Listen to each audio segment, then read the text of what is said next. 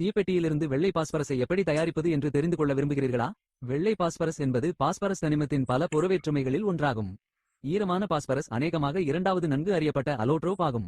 பற்றவைக்கப்படும்போது அது எரிந்து பாஸ்பரஸ் பென்டாக்சைடை உருவாக்குகிறது. பின்னர் அது காற்றில் உள்ள ஈரப்பதத்துடன் வினைபுரிந்து பாஸ்போரிக் அமிலத்தை உருவாக்குகிறது. நான் பாஸ்பரஸை அணைக்க முயற்சித்தால் சுடர் அணைந்துவிடும். ஆனால் அது மீண்டும் காற்றோடு தொடர்பு கொண்டவுடன் அது மீண்டும் பற்றி எரிகிறது. இது சிவப்பு பாஸ்பரஸால் அல்ல, ஆனால் எரிப்பு வெப்பம் வெள்ளை பாஸ்பரஸையும் உருவாக்குகிறது. இது மிக குறைந்த வெப்பநிலையில் காற்றில் தன்னிச்சையாக பற்றவைக்கிறது.